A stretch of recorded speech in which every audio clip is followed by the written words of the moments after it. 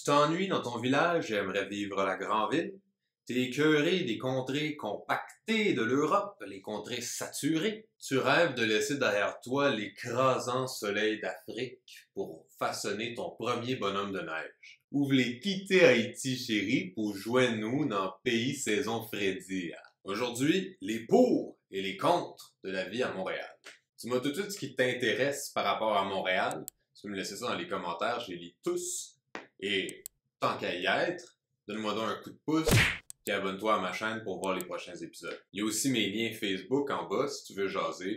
Je suis très parlable. Peu importe tes raisons de vouloir venir à Montréal, ça fait pas mal d'en savoir un petit peu plus avant de faire le grand saut.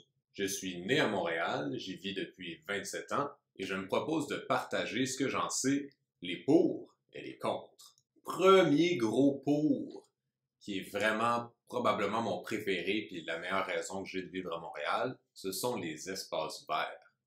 On est vraiment choyé à Montréal par rapport aux espaces verts.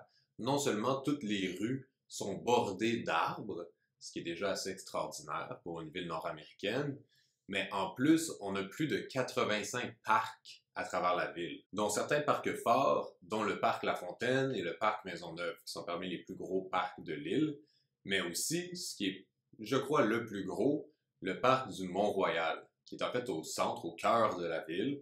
Le Mont-Royal, c'est le cœur de Montréal, c'est simple comme ça.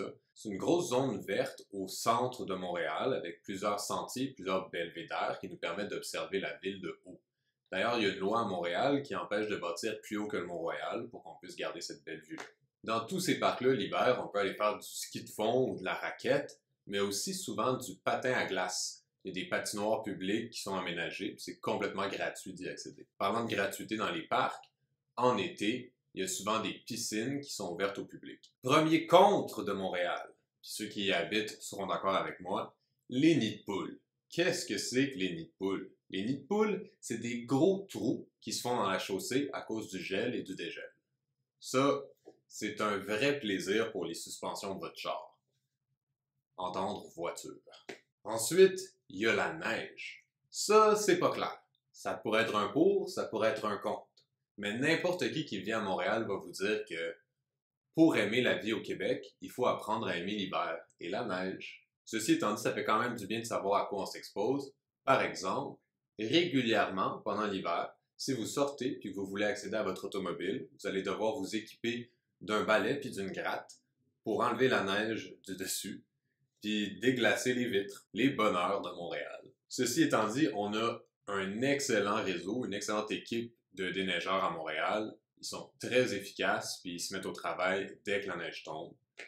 On n'a vraiment pas à se plaindre, en fait, c'est souvent une affaire de rien, comme on dit, de naviguer les rues pendant l'hiver. Maintenant, voici un drôle de point positif, spécialement pour nos amis les Français, ou surtout les Parisiens, je dirais. À Montréal, on a beaucoup d'écureuils, qui sont des petits rongeurs, puis apparemment que c'est beaucoup plus sympathique d'être entouré d'écureuils que d'être entouré de pigeons, parce que les écureuils, ça fait des cacas beaucoup moins salissants sur les bancs de parc. Un autre gros point positif non négligeable, c'est que Montréal est extrêmement sécuritaire. Les bars ferment à 3 heures du matin, puis il n'y a vraiment pas de problème à se rendre à la maison seul après la fermeture des bars. Une chose qui pourrait être considérée comme un point négatif, c'est les différentiels de température qu'on peut voir à l'intérieur d'une même journée. Il faut savoir qu'il peut faire 8 degrés pendant la journée, puis une fois que le soleil se cache, on peut tomber à moins 8. Ça, c'est vu. Mais plus largement, à travers l'année, on parle quand même d'un différentiel de température entre moins 14 et 27 degrés environ, degrés Celsius. Ça, c'est quand même assez fulgurant comme changement de température. Pour moi, c'est un certain bonheur parce que ça nous permet d'avoir un bel hiver, mais aussi un bel été chaud. Mais ça peut être un certain défi pour certaines personnes de s'habiller correctement selon les périodes de l'année. Il faut savoir aussi qu'il faut être toujours à l'affût de la température dite ressentie. Parce qu'en effet, à 27 degrés Celsius, si c'est sec puis c'est pas venteux comme ça l'est souvent à Montréal, on risque de ressentir quelque chose qui s'approche plutôt du 35, disons. Ensuite, Montréal est bilingue. C'est très facile de fonctionner autant en français qu'en anglais à Montréal. Ça peut être assez ludique et assez agréable. Il y a différents quartiers où on parle différentes langues, puis ils ont leurs petites particularités différentes, ce qui est sympathique. Un autre gros point très intéressant sur Montréal, c'est sa culture. On réfère souvent à Montréal comme étant une des villes les plus européennes d'Amérique du Nord. C'est une ville qui a énormément de musées.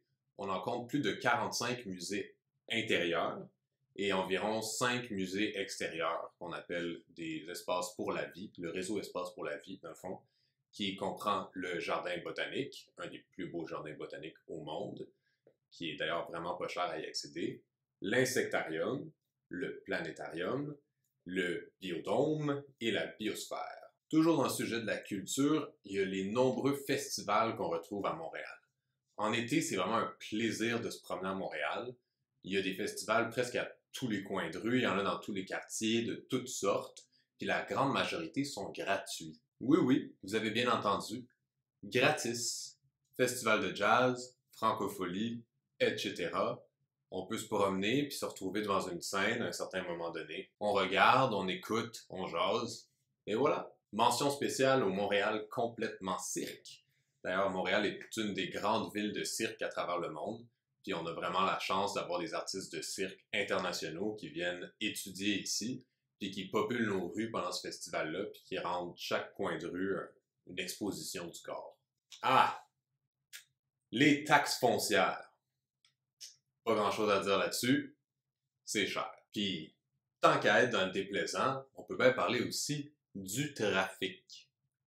C'est pas un problème que seul Montréal a, c'est un problème de grande ville, mais franchement, le trafic, ça peut être très très frustrant à Montréal. Spécialement quand on prend en compte le fait qu'il y a tout le temps de la construction.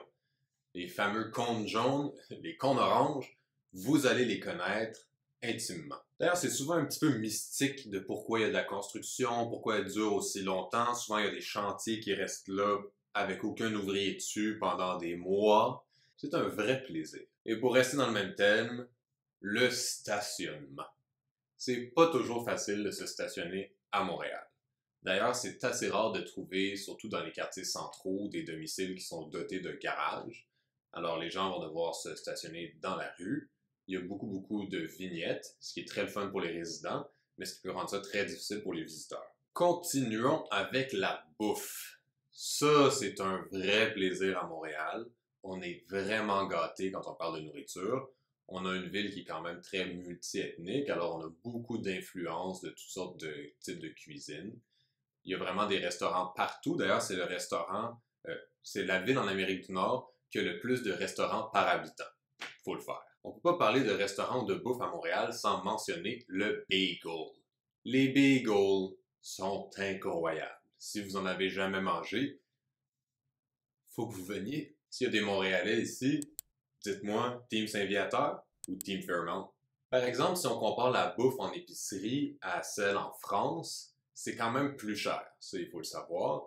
Le coût de la vie est somme toute moins élevé à Montréal que, surtout si on compare à Paris, ça c'est facile à battre. Mais la bouffe est un petit peu plus chère. La France a la chance d'avoir un super beau pays de cultivateurs et d'agriculteurs avec des produits fins en abondance et à un prix absolument raisonnable. On a quand même cette influence-là ici. On a un amour des plaisirs de la table, puis ça se voit.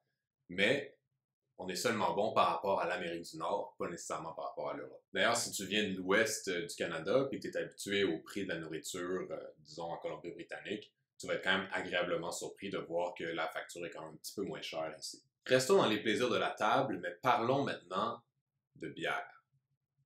On a une culture foisonnante de la bière au Québec, puis toutes ces bières-là, ou presque, se retrouvent dans toutes nos petites boutiques à Montréal. D'ailleurs, il y a énormément de micro-brasseries à Montréal. C'est très facile de trouver un bar qui brasse sa bière sur place. Si vous trouvez des bonnes bières de micro, vous pouvez aller vous chercher quelques petits sandwichs, aller au parc et les boire en public.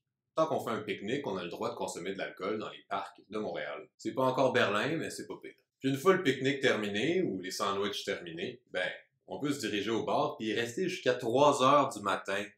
Quel bonheur! Avant-dernier point, mais non le moindre, Montréal est assez décontracté. Franchement, il y a très peu de jugement à Montréal. Il n'y a rien qui est bizarre, il n'y a rien qui est weird. On a tout vu, on a vu toutes sortes de types de monde, puis on continue à les voir, puis on les apprécie. Finalement, si tu veux venir ici pour étudier, il y a pas moins de 7 universités sur l'île de Montréal. Faut le faire. Alors voilà, si je t'ai convaincu de venir à Montréal, dis-le moi dans les commentaires. Qui sait, on va peut-être se croiser. Puis si je t'ai fait peur, ben, désolé. Ça me ferait bien plaisir si tu prenais le temps d'aimer la vidéo puis de t'abonner à ma chaîne. On se revoit très bientôt.